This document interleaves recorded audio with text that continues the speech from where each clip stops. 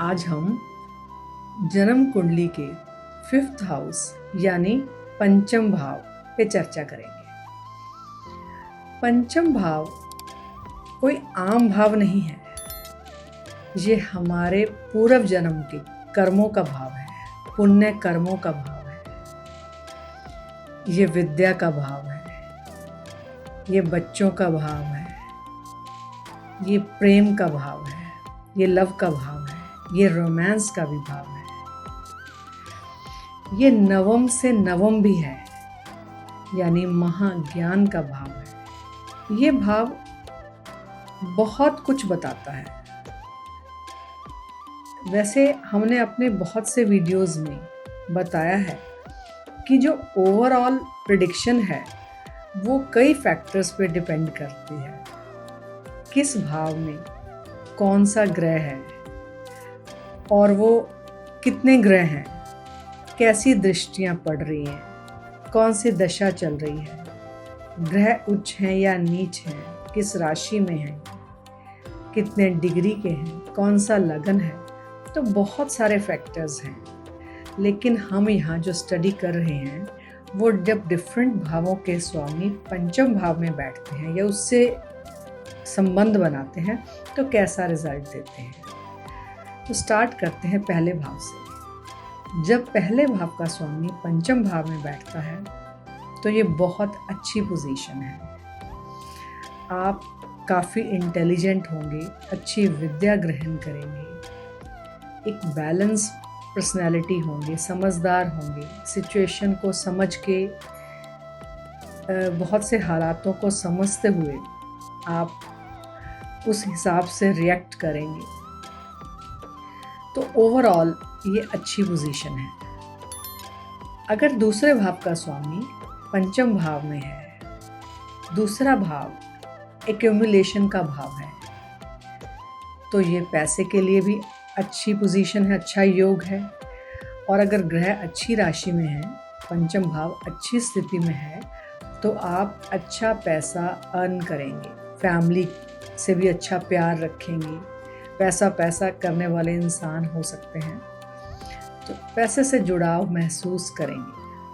अगर तीसरे भाव का स्वामी पंचम भाव में है तो आप अपने पराक्रम से अच्छी विद्या ग्रहण करेंगे, नई चीज़ों को सीखने की हमेशा उसके लिए आप तैयार रहेंगे, आतुर रहेंगे। और आप एक ऐसे व्यक्ति हैं, ये आसानी से आपकी हॉबी से पता लगाया जा सकता है, आपका इंटरेस्ट किन फील्ड्स में है, तो आप एक नए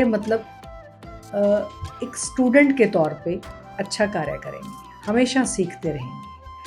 अगर चतुर्थ भाव का स्वामी पंचम भाव में है, चतुर्थ भाव सुख का भाव है और पंचम भाव आनंद का भाव है।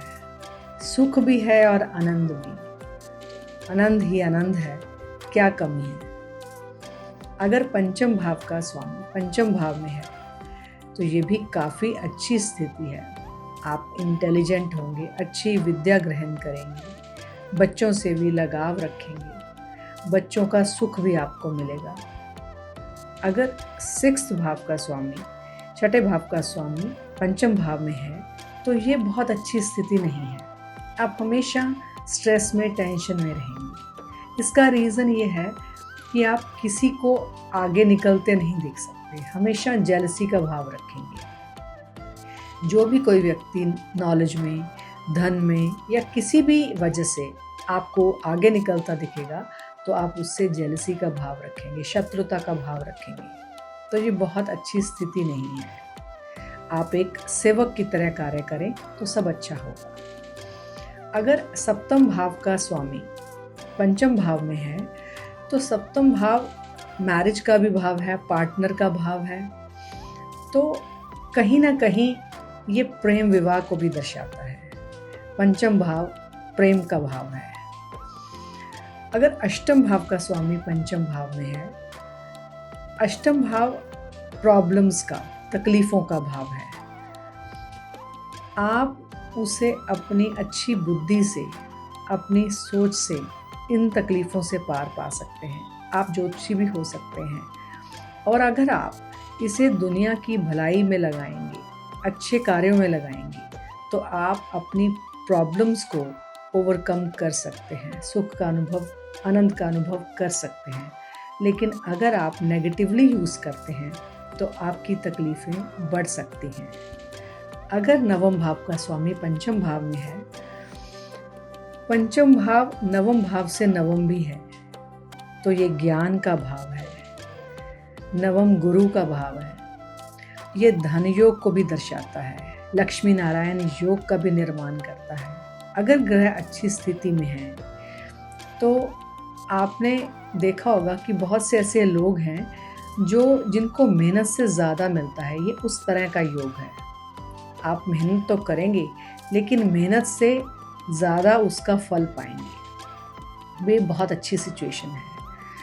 अगर दशम भाव का स्वामी पंचम भाव में है तो आप प्रोफेशनली काफ़ी मुश्किलों का सामना करेंगे और काफ़ी मुश्किलों के बाद ही प्रोफेशन में सेटल होंगे। आप अपने लिए अच्छी विद्या भी पा सकते हैं, लेकिन आप इनसे पार भी पा सकते हैं मेहनत करके। ये मेहनत का भाव है, दशम भाव मेहनत का भाव है।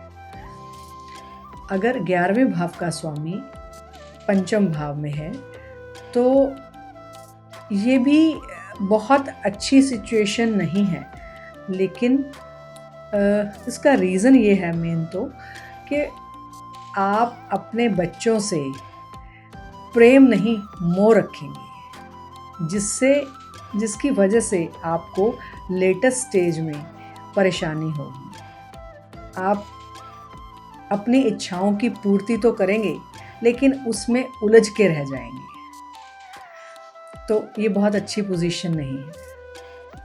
अगर 12वें भाव का स्वामी पंचम भाव में है तो आप आध्यात्मिकता में आध्यात्मिक होंगे।